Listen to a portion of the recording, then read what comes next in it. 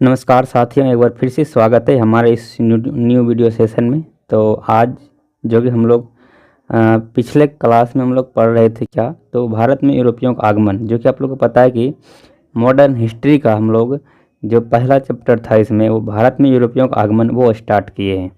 तो जो यहाँ पर हमारा मॉडर्न हिस्ट्री में आ रहा है, ये कंपनियाँ, बहुत सारे कंपनियाँ, जैसे कि अंग्रेज़ी कंपनियाँ हो गया, ईस्ट इंडिया कंपनी हो गया, फिर हो गया हमारा फ्रेंच कंपनी, और सब भी बहुत सारा कंपनी है। उस सब का आगमन के बारे में और उसके बारे में भारत का मतलब वो सब भारत में क्या अपना भूमिका निभाए हैं, उसके बारे में जो हम लोग डिटेल्स में पढ़ रहे हैं। तो हम लोग ने क्या किया था, जैसे आप लोग को पता था कि सबसे पहले जब वो पुर्तगाली भारत में आया था, वो हम लोग पढ़ लिए हैं पुर्तगाल के बारे में। उसके बाद जो है हम लोग पढ़ रहे थे अंग्रेजी ईस्ट इंडिया कंपनी का बारे में। तो जो हम लोग पिछले क्लास में पढ़े थे उसको एक बार रिवीजन करेंगे। उसके बाद फिर हम लोग अगले मतलब चीज़ में बढ़ेंगे, अर्थात न्यू टॉपिक में हम लोग कवर करेंगे आज की वीडियो में। तो जैसे कि हम लोग देख रहे हैं कि यहाँ पर ये हम लोग पढ़ लिए थे कि अंग्रेजी कंपनी का आगमन, ये हम लोग पढ़ लिए थे। इसको हम लोग एक बार रिवीजन कर लेते हैं। अगर आप लोग पहले के वीडियो नहीं देखे तो हो सकता है वो आप लोग देख लेंगे, तो आप सबको अच्छी तरीके से समझ में आएगा। बाकी बात आप लोग ऐसे भी समझ में आ जाएगा यहाँ पर। तो पिछले का वीडियो अगर देखना चाहें तो देख सकते हैं, क्योंकि प्ले लिस्ट उसका बना हुआ है, ताकि यहाँ पर आप लोग को बहुत अच्छी तरीके से समझ में आ जाए शुरू से अंत तक। तो हम लोग यहाँ पर अंग्रेजी कंपनी का आगमन के बारे में पढ़ रहे हैं, क्योंकि पुर्तगाली कंपनी के बारे में हम लोग पढ़ चुके हैं। और यहाँ पर जो क्वेश्चन बन रहा है वो इंपॉर्टेंट सब बनेगा, इसलिए आप लोग इसको अच्छे से कवर कीजिएगा। जितना भी आप लोग कंपटीशन का तैयारी कर रहे हैं, जैसे ग्रुप डी हो गया, एनटीपीसी हो गया, और भी बिहार एसएससी वगैरह, जितना भी कंपटीशन का तैयारी कर रहे हैं सबके लिए हेल्पफुल होगा। और यहाँ पर जो क्वेश्चन बनने वाला है वो प्रीवियस ईयर से भी हम लोग कंप्लीट करेंगे। तो इसको इस चैप्टर से कंप्लीट होगा, आज तो आज ही कंप्लीट हो जाएगा। चैप्टर थोड़ा सा बचा हुआ है, भारत में यूरोपियों का आगमन। उसके बाद हम लोग क्या करेंगे, उसका जो भी प्रीवियस ईयर क्वेश्चन बनने वाला है इससे हम लोग सभी को कवर करेंगे। तो आप लोग अच्छी तरीके से बने रहिएगा लास्ट तक में, है कि लास्ट में हम लोग ही वो क्वेश्चन करेंगे। तो चलिए हम लोग यहाँ पर पढ़ना स्टार्ट करते हैं। कल हम लोग पढ़ लेते पहले की वीडियो में कि एलिजाबेथ प्रथम का जो शासनकाल था वो ब्रिटिश इतिहास में क्या नाम जाना जाता है, इसका नाम से तो स्वर्णिम युग के नाम से जाना जाता है। तो इसे आप लोग याद रखिएगा कि एलिजाबेथ प्रथम का जो शासनकाल, तो इसी को हम लोग क्या करते हैं, ब्रिटिश इतिहास काल में स्वर्णिम युग। तो ये हम लोग पढ़ लेते। उसके बाद महारानी एलिजाबेथ प्रथम के समय 31 दिसंबर 1600 ईस्वी में इस कंपनी का स्थापना हुआ था, जिसका नाम क्या था, the governor and company of merchant of London trading into the east Indies. इसे हम लोग शॉर्ट में जानते हैं वेस्ट इंडीज, ठीक है, याद रखिएगा। उसके बाद हम लोग यहाँ पर पढ़ लिए थे इसके बारे में।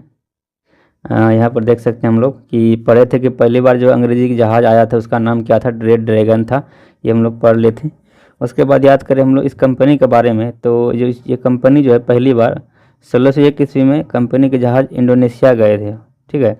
तो भारत से पहले वो कंपनी जब वो इंडोनेशिया गए, उसके बाद 1608 ईस्वी में कैप्टन हॉकिंस के नेतृत्व में कंपनी का पहला प्रतिनिधित्व मंडल हेक्टर नामक जल जहाज से भारत में कहाँ पहुँचा, सूरत पर पहुँचा। तो पहली बार जो अंग्रेज भारत आया था वो कहाँ पहुँचा था, सूरत पहुँचा था। सूरत गुजरात में आप लोग को पता है, वहीं पर सूरत बंदरगाह पर ही पहली बार कौन आया था, कैप्टन हॉकिंस आया था। और ये पहली बार जो भारत में आया था ये कंपनियाँ, अंग्रेजी कंपनी ईस्ट इंडिया कंपनी में कब आया था, तो 1608 ईस्वी में। अब देखिए ईस्ट इंडिया कंपनी का स्थापना तो 16 ईस्वी में हो गया, लेकिन भारत कब आया है, 1608 ईस्वी, मतलब 8 साल बाद आया, ठीक है। उसके बाद ये भी आप लोग जानने वाला बात था कि ये जहांगीर ने जो कैप्टन हॉकिंस को उपाधि दिया था, वो 400 का मनसब या फिर खान या इंग्लिश खान को उपाधि दी थी। किसने, जहांगीर ने किसको दिया था, कैप्टन हॉकिंस को दी थी। एक प्रश्न पूछा जा सकता है। उसके बाद हम लोग आगे पढ़ेंगे। तो यहाँ तक हम लोग पिछले क्लास में पढ़े थे, इससे आगे हम लोग यहाँ पर पढ़ते हैं। आगे हमारा यहाँ पर है, देखिए कि 1611 ईस्वी में अंग्रेजों ने पूर्वी तट पर स्थित मसूलीपट्टनम में दूसरी फैक्ट्री स्थापना की। तो पहला सूरत में बना दिया, उसके बाद दूसरी कंपनी की जो दूसरी फैक्ट्री जो स्थापना किया था अंग्रेजों ने, वो मसूलीपट्टनम में किया था। तो ये प्रश्न बनता है कि अंग्रेजों ने दूसरी अपनी फैक्ट्री कहाँ पर स्थापित की थी, तो ये कहाँ किए थे, मसूलीपट्टनम में किया था। इसे आप लोग याद रख लीजिएगा। उसके बाद 2 साल बाद 1613 ईस्वी में देखिए तो सूरत की फैक्ट्री स्थायित्व प्राप्त हुआ। मतलब सूरत में जो फैक्ट्री स्थापित किया था वहाँ पर स्थायित्व प्राप्त कब हो गया, 1613 ईस्वी में हो गया। उसके बाद 1615 ईस्वी में ब्रिटिश सम्राट जेम्स प्रथम के राजदूत के रूप में सर टॉमस रो जहांगीर के दरबार में आया। यह 3 वर्ष तक 1618 ईस्वी तक जहांगीर के दरबार में रहा। ये जब टॉमस रो किसके दरबार में आए थे, प्रश्न पूछा जाता है। थॉमस रो जब वो जहांगीर के दरबार में आया था और यहाँ पर 3 साल रहा था, 1615 ईस्वी में आया था और वो 1618 ईस्वी तक रहा था। कहाँ पर? भारत में। ये किसके समय आया था थॉमस रो? आ गया था जहांगीर के समय में। इसे भी आप लोग याद रखिएगा। अब हम लोग आगे बढ़ते हैं। आगे हमारा यहाँ पे कुछ न्यू चीज़ था जो कि हम लोग यहाँ पर ऐड कर दिए नोट्स में। इसको हम लोग लास्ट में देखेंगे। अब यहाँ पर जो हम लोग आगे पढ़ रहे हैं उसको देखते हैं। उसके बाद इसने व्यापार करने से संबंधित तथा व्यापार करों की छूट से संबंधित 2 लाइसेंस कंपनियां प्राप्त कर लिया। तो जो आया हुआ था कंपनियां, अंग्रेजी कंपनियां, इसमें जो सर थॉमस रो आया हुआ था उसी के बारे में यहाँ पर चल रहा है कि उसने क्या क्या कि व्यापार करने से संबंधित और व्यापार करों से छूट से संबंधित 2 लाइसेंस प्राप्त कर लिया था। किससे? जहांगीर से। 1632 ईस्वी में अंग्रेजों ने गोलकुंडा सुल्तान अब्दुल्ला कुतुब शाह से 500 पाउंड वार्षिक कर देने के बदले गोलकुंडा से सभी बंदरगाहों पर व्यापार करने का अधिकार प्राप्त किया। तो याद रखिएगा अंग्रेजों ने क्या किया, 1632 ईस्वी में एक अब्दुल्ला कुतुब शाह था, वो कहाँ का था? तो गोलकुंडा के उस टाइम शासक होगा अब्दुल्ला कुतुब शाह। उसको क्या किया कि 500 रुपया वार्षिक कर देगा, 500 रुपया नहीं, पाउंड। तो अब्दुल्ला शाह को अंग्रेज क्या करेगा, 500 पाउंड जो वार्षिक कर के रूप में देगा और उसके बदले में अंग्रेज क्या करेंगे, जितना भी गोलकुंडा के जितना भी बंदरगाह था सभी पर व्यापार करेगा। ठीक है, तो ये जो कारण था, जो 500 पाउंड वार्षिक कर दिया अब्दुल्ला कुतुब शाह, इसके बदले में इसने क्या किया, जितना भी गोलकुंडा के बंदरगाह था सभी पर इसका अधिकार हो गया, मतलब किस लिए? व्यापार करने के लिए। ठीक है, तो इसलिए यहाँ पर यह बात हुआ कि 500 रुपये पाउंड वार्षिक कर दिया। उसके बाद क्या हुआ कि लाभकारी फरमान होने के कारण इसे सुनहरा फरमान के नाम से जाना जाता है। तो ये जो 500 पाउंड वार्षिक कर देकर अब्दुल्ला कुतुब शाह से इसने लिया, सभी बंदरगाहों पर अधिकार किया। उसमें क्या हुआ कि अंग्रेजों को क्या हुआ, लाभ हुआ। तो लाभकारी फरमान होने के कारण ही उसे सुनहरा फरमान के नाम से जाना था। तो लाभ होने के कारण उस फरमान को हम लोग किस नाम से जानते हैं? सुनहरा फरमान के नाम से जानते हैं। तो यहाँ तक क्लियर हो गया। अब आगे हम लोग देखेंगे अंग्रेजी कंपनी का आगमन, उसी के बारे में हम लोग आगे थोड़े डिटेल्स में पढ़ते हैं। अब कह रहा है कि 1639 ईस्वी में चंद्रगिरी के शासक से अंग्रेजों ने मद्रास को पट्टे पर प्राप्त किया। यहाँ पर अंग्रेजों ने सेंट जॉर्ज नामक किले का निर्माण कराया था। तो सेंट जॉर्ज नामक किले का स्थापना कहाँ पर किया गया था? मद्रास के। ठीक है, इसे याद रखिए, मद्रास में। सेंट जॉर्ज नामक किले का निर्माण कहाँ कराया गया था? मद्रास में। यह चंद्रगिरी के शासक ने अंग्रेजों को मद्रास में पट्टे पर प्राप्त किया था 1639 ईस्वी में। ये भी आप लोग याद रखिएगा। उसके बाद आगे है 1661 ईस्वी में ब्रिटेन के सम्राट चार्ल्स द्वितीय का विवाह किसके साथ हुआ था? पुर्तगाली राजकुमारी कैथरीन के साथ हुआ था। ये आप लोग ऐसे भी आप लोगों को याद होगा कि चार्ल्स द्वितीय जो कि ब्रिटेन का सम्राट था, उसने शादी किया किसके साथ? पुर्तगाली की राजकुमारी कैथरीन से। तो जब पुर्तगाली की राजकुमारी कैथरीन से शादी हुआ चार्ल्स द्वितीय का, तो दहेज के रूप में क्या किया? कैथरीन के इधर से दहेज के रूप में चार्ल्स द्वितीय को क्या मिल गया? बम्बई मिल गया। ठीक है, तो चार्ल्स द्वितीय को बम्बई दहेज के रूप में मिल गया किधर से? पुर्तगाल के इधर से, क्योंकि उस टाइम बम्बई जो वो पुर्तगाल के हाथ में था। तो दहेज में मिल गया किसको? चार्ल्स द्वितीय को। तो चार्ल्स द्वितीय ने अब क्या किया, इस मुंबई को, आगे हम लोग पढ़ते हैं यहाँ पर कि देखिए यहाँ पर लिखा है कि 1669 ईस्वी में चार्ल्स द्वितीय ने बम्बई को 10 पाउंड वार्षिक किराए पर कंपनी को दे दिया। मतलब उसको 10 पाउंड वार्षिक किराया मिलेगा, वर्ष में 10 पाउंड मिलेगा। उसके बदले में चार्ल्स द्वितीय ने जो बम्बई शहर था वो किसको दे दिया? कंपनी को दे दिया, ईस्ट इंडिया कंपनी को दे दिया। तो यहाँ से आप लोग समझने वाली बात है कि चार्ल्स द्वितीय का शादी हुआ कैथरीन से। कैथरीन कौन थे? पुर्तगाल का राजकुमारी था। उसी के मतलब उसी ने क्या किया, चार्ल्स द्वितीय को दहेज के रूप में बम्बई दिया। उसके बाद चार्ल्स द्वितीय ने बम्बई को क्या कर दिया? 10 पाउंड वार्षिक किराए पर दे दिया ईस्ट इंडिया कंपनी को। ठीक है, उसके बाद यहाँ पर क्या हो गया? बम्बई पर अधिकार हो गया ईस्ट इंडिया कंपनी का। फिर कंपनी ने औंगियार को अपना अधिकारी नियुक्त कर बम्बई का गांव का शहरीकरण करवा दिया। जो बम्बई का गांव था सबको क्या कर दिया? शहरी करवा दिया। किसने? औंगियार ने। ये प्रश्न पूछा जा सकता है, औंगियार याद रखिएगा। उसके बाद यहाँ पर है कि 1698 ईस्वी में अंग्रेजों ने बंगाल के एक जमींदार इब्राहिम खां से 1200 रुपया में 3 गाँव की जमींदारी खरीद ली। ये गाँव गोविंदपुर, सुतानती और कोलकाता था। ये 3 गाँव किसके द्वारा खरीदा गया? तो अंग्रेजों ने खरीदा किससे? इब्राहिम खां से। कितना रुपया में? 1200 रुपया में। इसे भी आप लोग याद रखिएगा। यही तीनों गांव अब विकसित होकर कलकत्ता नगर हो गया। कलकत्ता नगर बसा। कलकत्ता नगर को बसाने का श्रेय जॉब चौरनॉफ को। ये प्रश्न पूछा था कि कलकत्ता नगर का स्थापना जब किसने किया है? तो जॉब चार्नॉक के द्वारा किया गया कलकत्ता नगर का स्थापना। प्रश्न बनता है, इसे आप लोग याद रखिएगा। तो कलकत्ता का नगर जो बनाया वो किन तीन गाँवों के नाम पर बसाया गया है, यह भी प्रश्न बनता है। तो कौन कौन सा 3 गांव था, तो याद रखिएगा गोविंदपुर, सुतानती और कोलकाता। इन्हीं तीनों गांवों के नाम पर कलकत्ता नगर को बसाया गया, किसके द्वारा, जॉब चार्नॉक के द्वारा। तो यहाँ तक हो गया। अब आगे हम लोग पढ़ते हैं। तो आगे हमारा यहाँ पर है कि देख सकते हैं आप लोग 1700 ईस्वी। तो कह रहे हैं यहाँ पर 1700 ईस्वी में कलकत्ता में फोर्ट विलियम किले का निर्माण हुआ। तो ये भी प्रश्न बन सकता है कि फोर्ट विलियम किले का स्थापना जो कलकत्ता में हुआ, कब हुआ है, 1700 ईस्वी में हुआ है फोर्ट विलियम किले का स्थापना, या फिर निर्माण कर सकते हैं। यह पूर्वी भारत के सभी बस्तियों का केंद्र बन गया। फोर्ट विलियम का प्रथम अध्यक्ष जो वो कौन था, चार्ल्स आयर था। फोर्ट विलियम का प्रथम अध्यक्ष जो था वो सर चार्ल्स आयर थे। 1715 ईस्वी में कंपनी एक प्रतिनिधि मंडल जॉन सरमन की अध्यक्षता में मुगल सम्राट फर्रुखसियर के दरबार में पहुंचा। इस प्रतिनिधि मंडल में हैमिल्टन नामक एक चिकित्सक भी था। उसके बाद आगे हमारा यहाँ पर है कि हैमिल्टन ने फर्रुखसियर को एक गंभीर रोग से मुक्ति दिलाई थी। ठीक है, तो इससे प्रश्न होकर फर्रुखसियर ने 1717 ईस्वी में एक फरमान द्वारा कंपनी को अनेक रियायतें प्रदान की थी। ठीक है, बहुत सारे मतलब रियायतें प्रदान किया गया। उसके बाद यहाँ पर कुछ है ऐसे आप लोग याद रख सकते हैं कि अंग्रेजों द्वारा भारत में स्थापित फैक्ट्रियाँ। तो कब फैक्ट्रियाँ कब स्थापित हुआ था, कहाँ पर, तो ये यहाँ पर लिस्ट दिया गया है, इसको हम लोग एक बार कवर कर लेते हैं। तो 1608 ईस्वी में सूरत में अस्थायी रूप से, उसके बाद 1613 ईस्वी में क्या किया, अस्थायी रूप से मतलब स्थापना किया कंपनियां का, कब, 1608 ईस्वी में। 1608 ईस्वी में जो सूरत में स्थापना किया था, आप लोग को पता है सबसे पहले तो भारत में जो आया था सूरत में ही आया था 1608 ईस्वी में। वहाँ पर जो कंपनी स्थापित किया था वो अस्थायी था, स्थायित्व नहीं था। 1613 ईस्वी में स्थायित्व हुआ, ये हम लोग अभी जस्ट पढ़े थे। उसके बाद 1611 ईस्वी में दूसरी जो अपना मतलब फैक्ट्री स्थापित किया वो मसूलीपट्टनम में 1611 ईस्वी में। उसके बाद 1616 ईस्वी में देख सकते हैं आप लोग अहमदाबाद, बुरहानपुर, आगरा में। उसके बाद 1682 में हो गया गोलकुंडा में, 1632 में हो गया गोलकुंडा में। 1633 में हो गया बालासोर एवं हरिहरपुर उड़ीसा ईस्वी में, उड़ीसा में। ठीक है, तो 1639 में हो गया मद्रास, फिर 1651 में हुगली, 1669 में बम्बई, 1700 ईस्वी में कलकत्ता में। तो इस प्रकार जो है अंग्रेजों द्वारा भारत में कंपनियां स्थापित किया गया है, तो इसे आप लोग याद रख सकते हैं।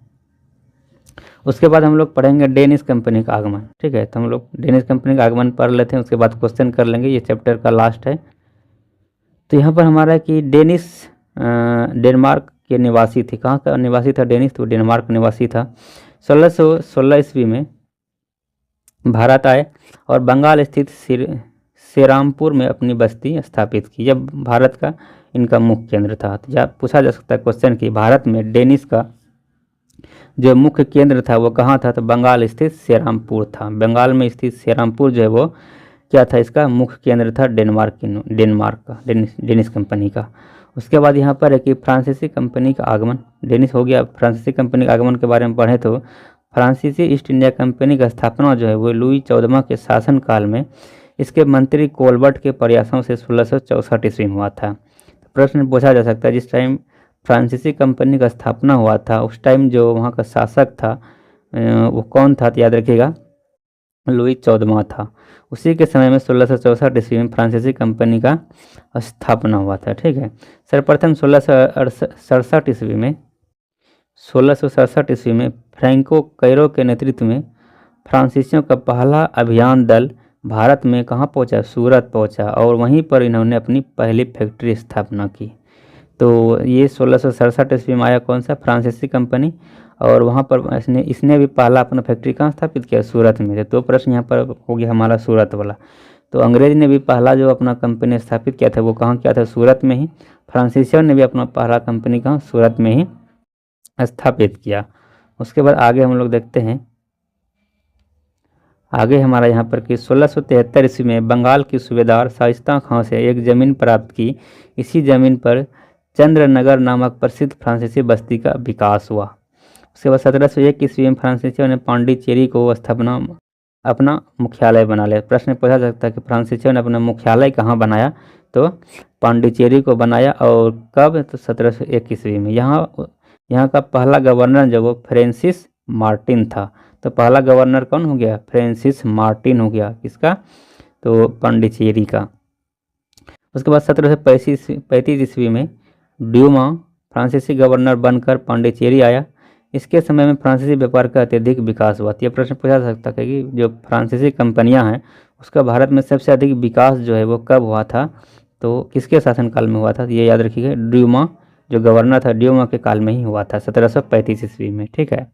तो पहली फ्रेंच फैक्ट्री भी कहाँ हो गया? सूरत में हो गया। उसके बाद पहली ईस्ट इंडिया कंपनी भी हम लोग देखे कहाँ पर स्थापित हुआ था?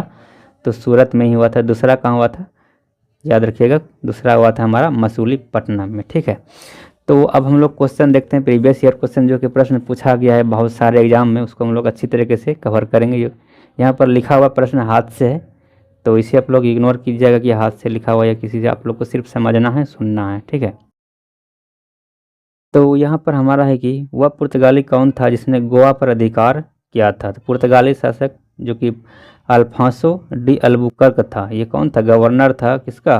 तो याद रखिएगा, ये पुर्तगाल का गवर्नर था। पहला गवर्नर हम लोग पढ़े थे कौन सा? अल्मीडा। उसके बाद दूसरा अल्बुकर्क ही था। इसी ने क्या किया था? गोवा पर अधिकार किया था। याद रखिएगा, गोवा पर अधिकार किस गवर्नर ने किया था? किस पुर्तगाली गवर्नर ने? तो अल्फांसो डी अल्बुकर्क ने किया था।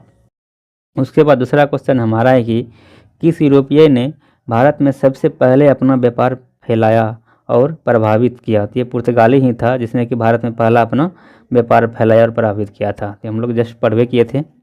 उसके बाद हमारा है कि वर्ष 1498 ईस्वी में वास्को डी गामा भारत में कहाँ उतरा था? तो ये कालीकट बंदरगाह पर उतरा था जो कि केरल में है। और आप लोग को बता दिया हूँ कि वहाँ पर जो आने के बाद स्वागत किया था वो राजा जमोरिन ने किया था। और वास्को डी गामा को भारत आने में जो मदद किया था वो अब्दुल मजीद नामक एक नाविक था जो कि गुजरात के पथ प्रदर्शक था। ठीक है, ये भी आप लोग याद रखिएगा। उसके बाद हम लोग यहाँ पर पढ़े नेक्स्ट क्वेश्चन। तो यहाँ पर हमारा है कि गोवा, दमन और दीव का उपनिवेशकरण मूलतः किया गया था। तो किसके द्वारा किया गया था गोवा का उपनिवेशकरण? तो वो पुर्तगालियों द्वारा ही किया था। ये देखिए रेलवे 2018 में पूछा गया प्रश्न है, सभी प्रश्न पूछा गया है। उसके बाद यहाँ पर हमारा है कि अल्बुकर्क ने गोवा को 1510 ईस्वी में किससे छीना था? तो ये बीजापुर के सुल्तान से छीना था। जी याद रखिए आप लोग कि अल्बुकर्क ने जो 1510 ईस्वी में गोवा को छीना था, किससे छीना था? बीजापुर के सुल्तान से छीना था, किसे जहांगीर ने खान की उपाधि दिया था। अभी जस्ट हम लोग पढ़े कि खान उपाधि जो जहांगीर ने दिया था वो कैप्टन हॉकिंस को दिया था। यह एनटीपीसी 2021 में पूछा गया। ये एनटीपीसी का भी जस्ट एग्जाम होने वाला है, तो ये इंपॉर्टेंट हो सकता है। उसके बाद हमारा आगे है कि भारत में अंग्रेजों ने अपनी पहली फैक्ट्री कहाँ स्थापित की थी? ये सूरत में किया था। और हम लोग जस्ट अभी पढ़े कि जो पहला फ्रेंच कंपनी भी कहाँ पर स्थापित किया था फैक्ट्री अपना? तो वो सूरत में ही किया था। ग्रुप डी 2018 में पूछा गया ये प्रश्न। उसके बाद हमारा यहाँ पर है कि भारत में तंबाकू का प्रचलन का श्रेय किसे दिया गया है? तो वो पुर्तगालियों का ही देन है तंबाकू भारत में। उसके बाद है पुर्तगाली उपनिवेश गोवा, दमन और दीव को किस वर्ष जन आंदोलन के बल पर भारत सरकार ने भारतीय गणराज्य में विलय किया था? ये किया था 1961 ईस्वी में। याद रखिए पुर्तगालियों को जो यहाँ से भगाया गया भारत से, वो कब? 1961 ईस्वी में। ये एसएससी एमटीएस में प्रश्न पूछा गया है। कैप्टन विलियम हॉकिंस किस जहाज से भारत पहुंचा था? ये हेक्टर जहाज के नाम से ये आया हुआ था। अभी जस्ट हम लोग पढ़े थे, ये एसएससी एमटीएस में ही पूछा गया 2019 ईस्वी में। ये 2020 में पूछा गया था। उसके बाद हमारे यहाँ पर प्रश्न है कि किस मुगल बादशाह ने 6 फरवरी 1613 ईस्वी को फरमान जारी की कि अंग्रेजों को सूरत में एक अस्थायी कोठी खोलने की अनुमति दी? ये जहांगीर ही था। आप लोग याद रखिए जहांगीर के शासनकाल में ही ये हुआ था। तो ये बीपीएससी 2020 में प्रश्न पूछा गया था। उसके बाद है कि फ्रांसीसियों को चंद्रनगर की बस्ती किसने भेंट की थी? तो फ्रांसीसियों को चंद्रनगर की बस्ती जो भेंट किया था वो शाइस्ता खां के द्वारा किया गया था। जस्ट अभी हम लोग पढ़े हैं। उसके बाद यहाँ पर प्रश्न है कि भारत में 18वीं शताब्दी में शर्ट, पतलून, स्कर्ट इत्यादि किसके द्वारा लाया गया था? ये यूरोपियन द्वारा लिया गया था। और कपास का सबसे अधिक प्रयोग किया गया था, किसके द्वारा? यूरोपियन द्वारा है। तो यहाँ पर हमारा जो इम्पोर्टेंट क्वेश्चन था इस चैप्टर से वो हम लोग कवर कर लिए हैं। तो आज हम लोग का ये टॉपिक जो था यूरोपियों का भारत में आगमन, ये कवर हो गया। उसके बाद हम लोग नेक्स्ट वीडियो जो बनाएंगे वो अगले टॉपिक पे चलेंगे, और अगला टॉपिक हमारा होगा कर्नाटक का युद्ध। ठीक है, तो इसी प्रकार आप लोग लगातार बने रहिएगा ताकि अच्छे अच्छे कंटेंट मिल जाए, और लगातार आप लोग अगर किसी कंपटीशन की तैयारी कर रहे हैं पीसीएस लेवल का, तो वो भी आप लोग का कवर हो जाएगा यहाँ पर, इस तरह पढ़ेगा कहानी की तरह। तो लास्ट में आप लोग को टोटल क्वेश्चन में प्रीवियस ईयर करा ही देता हूँ, तो ये इंपॉर्टेंट बन जाता है आपके लिए कि आप लोग कवर करें ही। उसके बाद हम लोग फिर अगले वीडियो में मिलेंगे, तब तक के लिए बाय बाय, अपना ध्यान रखिएगा। Thank you.